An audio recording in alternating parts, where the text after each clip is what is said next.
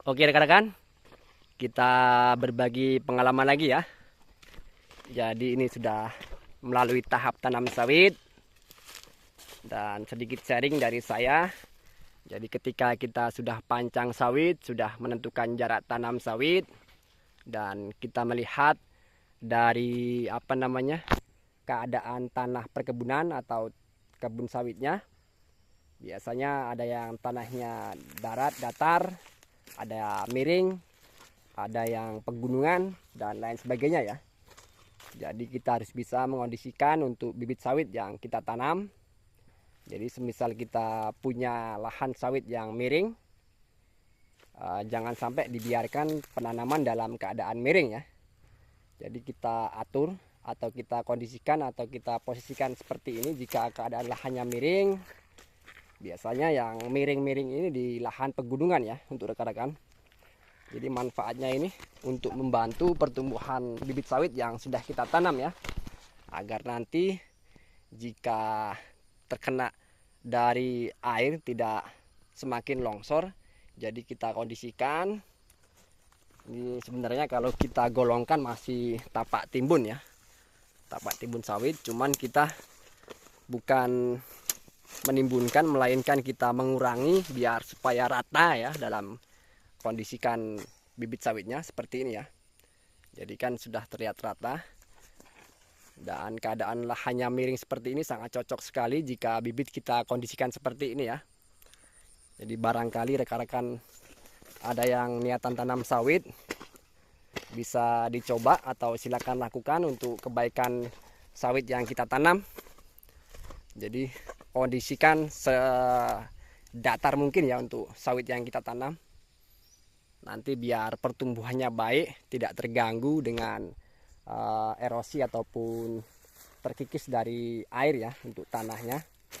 Jadi kalau kita kondisikan seperti ini sangat tepat sekali, sangat bagus sekali. Jadi kalaupun di lahannya curam atau seperti ini, dalam seperti ini, kita buat tapak timbun supaya sejajar dengan tanah yang lain, dengan tanah ratanya. Jadi dalam penanaman sawit ini kita harus bisa sudah mengondisikan ya dalam keadaan baik untuk lahan kita. Jadi biasanya setelah pancang ini kita baru ketahui ya letak-letak bibit di mana yang akan ditanam. Apakah di situ akan baik, apakah di situ akan bagaimana. Kita sigap, kita atur, kita kondisikan agar bibitnya baik ya. Jadi tidak banyak yang bisa saya sampaikan sembari saya melihat kebun ini ya.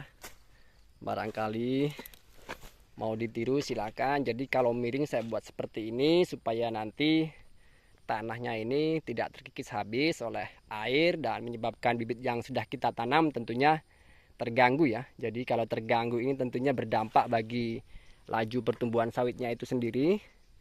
Makanya saya kondisikan seperti ini agar nanti perkembangannya atau pertumbuhannya baik ya. Seperti bibit yang ada di yang lahan datar sana. Nah ini ya.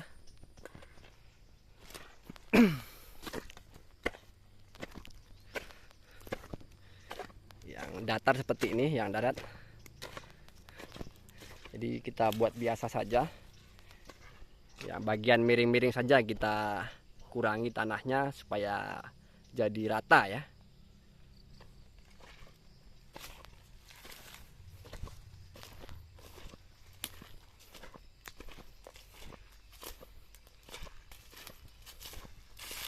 Ya. Walaupun durasi sebentar, mudah-mudahan bisa menjadi pengetahuan ya untuk rekan-rekan semua. Dan saya ucapkan terima kasih yang sudah selalu senantiasa mengikuti dari setiap video yang sudah saya upload. Dan saya ucapkan terima kasih banyak yang sudah subscribe. Saya usahakan saya akan selalu memberikan edukasi ataupun pengetahuan ataupun sharing tentang sawit lebih banyak lagi. Kapan ada kesempatan, ada waktu, saya pasti buat tentang sawit baik dari varietas apapun ya. Sifat saya ini kalau untuk varietas sawit netral. Jadi saya tidak berpihak kepada varietas satu melainkan varietas apapun sawit saya berpihak. Jadi sifat saya netral ya. Semua saya review, semua saya sharingkan. Jika ada yang sharing untuk review sawit ini, saya akan sharingkan, saya carikan kebunnya. Jadi banyak sekali di tempat saya tinggal ini dari jenis-jenis sawit yang ditanam. Dari mulai PPKS, dari Sriwijaya, dari lain sebagainya ya, banyak sekali. Oke, saya tutup.